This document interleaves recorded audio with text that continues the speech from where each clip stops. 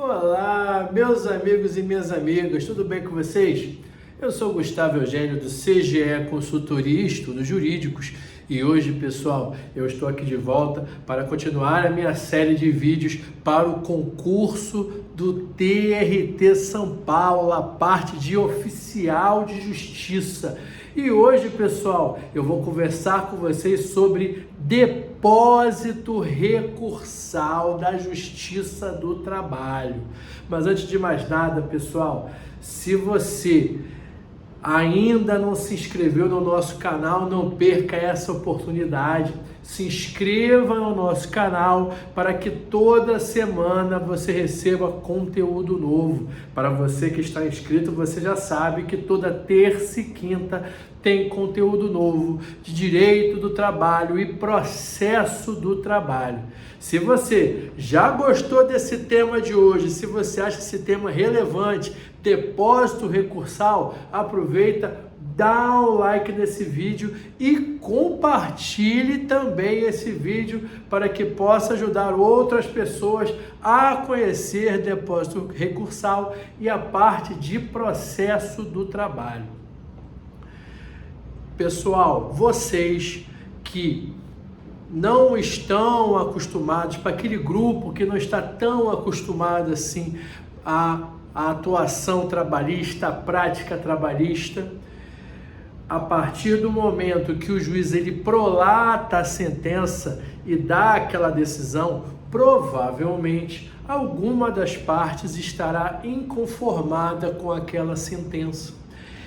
A partir daí, abrirá prazo para essa parte, caso ela esteja inconformada, interpor recurso, que poderá ser da sentença o recurso ordinário e, se for do tribunal para o TST, recurso de revista e por aí vai, pessoal. A partir do momento que você já sabe isso, você precisa também saber o que? Geralmente na sentença, o juiz ele já, lá no dispositivo da sentença, ele já define as custas do processo. Por quê? Essas custas do processo, elas precisam ser definidas para que ou a parte que quer recorrer pague essas custas processuais ou em algum momento, provavelmente no final do processo ou na fase de execução, essa parte sucumbente, a parte que foi derrotada no processo, irá arcar com essas custas processuais. Mas, além das custas processuais, a Justiça do Trabalho, na Justiça do Trabalho existe o depósito recursal. O que é o depósito recursal, pessoal? Ele já serve como uma garantia de recebimento ao trabalhador. A Justiça do Trabalho exige que para todo recurso trabalhista, a parte recorrente recolha o depósito recursal. O depósito recursal todo ano ele é alterado. E o tribunal, se você entrar no site do Tribunal Superior do Trabalho, vai ter lá o valor do depósito recursal de ação rescisória, valor de depósito recursal do recurso ordinário e do recurso de revista. Todo recorrente tem que recolher esse depósito recursal, que ao final do processo, caso a parte autora ainda seja vencedora, esse valor que foi depositado irá servir de base para garantir o pagamento, a satisfação do crédito do reclamante ou da reclamante. Aí, pessoal, você precisa ter essa noção que todo processo trabalhista, em regra, tem que recolher as custas e recolher o depósito recursal. A partir daí, você precisa primeiro conhecer quais são as custas do processo você já vai saber a diferença de custas e depósito recursal e você irá lá para o artigo 899 da CLT. Foi até o artigo que eu coloquei. É o artigo que já começa a nos explicar como funciona esse pagamento do depósito recursal e suas isenções. Todo pagamento, toda condenação que esteja envolvida pecúnia terá que ser realizado o depósito recursal. E por que eu digo isso? Essa parte específica que eu acabei de falar para vocês. Agora, pessoal, na prova que teve recente agora do TRT-RJ, foi questionado para os candidatos que fizeram a prova se caberia depósito recursal em condenação que não estava envolvido dinheiro, que não estava envolvido pecúnia. Então você tem que estar atento a essas minúcias que o examinador ele pode vir a te perguntar. Lá no parágrafo 9º e seguinte, nós já vamos conversar aqui algumas exceções ao pagamento do depósito recursal.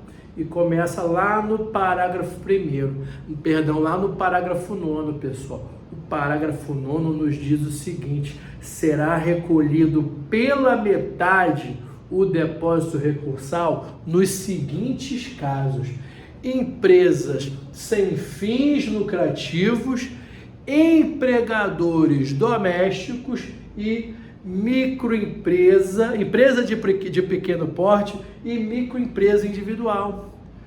Fica atento, minha amiga, meu amigo, porque isso acontece muito. Se nós estivermos conversando aqui sobre uma ação que verse sobre doméstica e a doméstica ou o trabalhador doméstico seja vitorioso nessa ação, existe possibilidade do empregador doméstico recorrer dessa decisão. Você concorda comigo? E nesse caso, como ele não é uma empresa, geralmente o empregador doméstico ele não é uma empresa, vai ser o seu recolhimento do depósito recursal pela metade. Por que eu disse e levantei esse ponto que geralmente o empregador doméstico ele não é uma empresa? Por quê? Porque olha só, eu não sei se você já viu os valores de depósito recursal, mas eles são altíssimos. Se eu não me engano, atualmente, para a empresa recorrer, ela tem que recolher um depósito recursal de R$13 mil. Muitas empresas não recorrem porque elas não conseguem pagar esse depósito recursal de R$13 mil. Então, foi por essa razão que o legislador reduziu pela metade o recolhimento do depósito recursal para as empresas sem fins lucrativos, empregadores individuais, microempresa individual e empresa de pequeno porte. Além disso, pessoal, outra informação.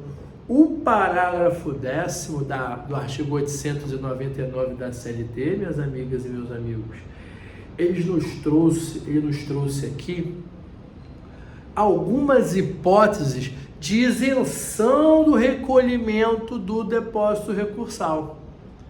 Olha só, estão isentos do depósito recursal os beneficiários da justiça gratuita. Olha só o seguinte cenário, isso aí acontece não raramente. A empresa que não se enquadra no MEI ou na empresa de pequeno porte, vamos dar um exemplo aqui, empresa de responsabilidade limitada, ela é sucumbente no processo, ela perde o processo e quer recorrer. Só que ela vai ter que pagar aquele depósito recursal que eu já conversei com você, de R$13 mil. Se essa empresa demonstrar e conseguir comprovar para o juiz que ela não tem condições de arcar com o depósito recursal, pode ser que o juiz defira-lhe a gratuidade de justiça. Mas eu já aviso que para a empresa conseguir esse deferimento de gratuidade de justiça, por mais que exista essa possibilidade, é bem difícil. Mas vez ou outra acontece. De repente, a empresa, através do seu advogado, encaminha documentos que comprovem isso. Então, nesse momento, o juiz, caso essa empresa comprove que não tem condições de arcar com as custas do processo, ela provavelmente será beneficiária da justiça gratuita. Se o juiz de primeira instância ou até o magistrado do tribunal, talvez o relator, entenda ser coerente o deferimento dessa gratuidade de justiça a favor da empresa, olha o que nos diz o parágrafo 10º do artigo 899. Se a empresa for beneficiária da justiça gratuita, ela não vai precisar pagar nem custas e nem o depósito recursal. Ou melhor, ela não vai pagar aqui o depósito recursal. Outra coisa, que fique claro aqui, além dos beneficiários da justiça gratuita, as entidades filantrópicas também estão isentas de recolhimento do depósito recursal. E por fim, minhas amigas e meus amigos, as empresas em recuperação judicial também estarão isentas do depósito recursal. Mas por que eu me corrigi ali quando falei que não iria pagar o depósito recursal e as custas? Olha o que eu já vi acontecer bastante. Determinada empresa, na qual era uma ex-adversa minha, ou seja, eu tinha alguns clientes autores contra essa outra empresa, ganhei os processos dela e em determinado momento essa empresa, que prestava serviço para um ente público, requereu no Tribunal de Justiça, na Justiça Comum, o deferimento da recuperação judicial. O Tribunal de Justiça deferiu a recuperação judicial. Eles entravam com recurso ordinário na Justiça do Trabalho, pedindo para o juiz receber os recursos deles, porque eles entendiam que, uma vez que a empresa deles já estava deferida a recuperação judicial, eles eram merecedores da isenção de custo do depósito recursal, previsto no parágrafo 10º do artigo 899. E até aí tudo bem. Eles demonstravam que estava ocorrendo a recuperação judicial, prevista no parágrafo 10º. Então, seja o juízo a qual o juiz de primeira instância, ou o juízo a de quem, o juiz do tribunal, o magistrado do tribunal, ele entendia que eles eram isentos do depósito recursal. Só que o que essa empresa ela fazia? Ela entrava com recurso, além de não recolher o depósito judicial, eles também não pagavam as custas do processo. Olha só. E a grande maioria esmagadora do tribunal rejeitava o recurso ordinário desse recorrente pela literalidade do parágrafo 10º do artigo 899 da CLT. É como se o tribunal falasse assim, olha só, o parágrafo 10º, ele te liberou do depósito recursal, mas ele não te liberou das custas. E aqui eu quero falar com você o seguinte: depósito recursal é uma coisa E custas é outra coisa completamente diferente. Você precisa estar atento a isso. Além disso, pessoal, outra informação que eu não posso deixar de conversar aqui com vocês é sobre a súmula 245 do Tribunal Superior do Trabalho. Ela nos diz o seguinte: o depósito recursal deverá ser pago e comprovado no prazo alusivo ao recurso. É esse o termo que a súmula coloca: prazo alusivo ao recurso. Ou seja, o prazo do recurso é 10 de junho, você tem que juntar, paga a guia recursal de depósito recursal até o dia 10 de junho. Agora eu te pergunto, imagine a seguinte situação: o advogado, seja ele ou advogada, é claro, seja de escritório ou de empresa, nesse mesmo prazo, 10 de junho, ele protocolou o recurso ordinário ou ele protocolou o recurso de revista ao TST. Em nenhum desses exemplos ele juntou a guia de depósito recursal, ele só juntou o recurso ordinário ou o recurso de revista. Vamos imaginar que ele protocolou no dia 9. Será que esse recurso ele já pode ser declarado deserto? Você sabe o que é um recurso deserto?